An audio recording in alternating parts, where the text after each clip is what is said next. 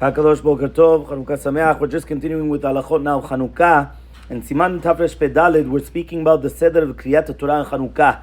We read the Korbanot and Nesiim, in Parashat Naso, we're going to speak about, which is basically going three aliyot every single day, and we're going to start with Birkat Kohanim. That's what we started with yesterday, because obviously since the Nes was done through the Kohanim, so therefore we start with Birkat Kohanim. So what happens is that we start with the Kohen and the Levi and Israel, and the Israel is going to be reading the Bayom HaRishon. Now on the second day, what happens is that you're going to read on Bayom HaSheni, so the Kohen reads the Bayom HaSheni until Parechad, and then the Levi is going to read the other three psukim, which is going to be right onwards. Why? Because here Maran actually brings down the Bayom HaSheni, Koreh Kohen Bayom HaSheni al Parechad b'Makar, Levi ad Bayom HaShlishi, and then the Israel is going to be Choser. Now, even though the third Aliyah is not actually adding anything on, because usually in order to be an Aliyah, you always have to add a new three psukim.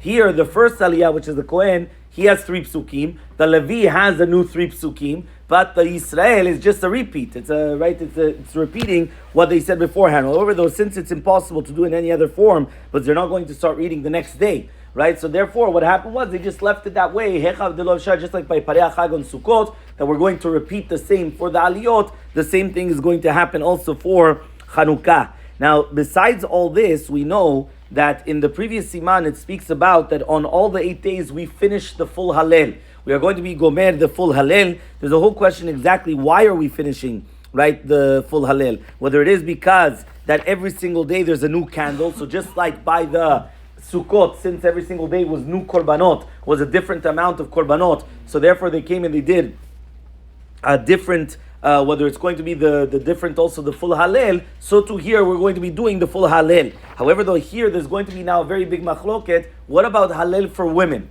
According to Rav Ziona Bas Shaul, women are obligated in Hallel and they have to say Hallel with a beracha. The reason why is because since we have the entire concept that the women were also part of the Nes, right? Remember the machloket Rashi and Tosafot. What does that mean? Whether it is that they were part of the decree and therefore they were saved, right? Because we obviously know about whether it was with the women having to go with the minister beforehand, or whether it was that they were the cause of the miracle. They were the cause of the miracle was because of Yehudit. So whichever one that it is because of the explanation. Whether it is because they were the cause of the miracle, they were a part of the decree, and then they were saved, they are obligated in the Hallel and with a bracha. However, though, Rav Ovadia Yosef, he wanted to say that even though women were part of the miracle, and because of that they would come and they would light the Chanukiah with a bracha, nevertheless they are exempt from Hallel, just like they're going to be exempt on Hallel during the Moadim. So therefore he says, if they do want to say it, they're allowed to say it, but without a bracha.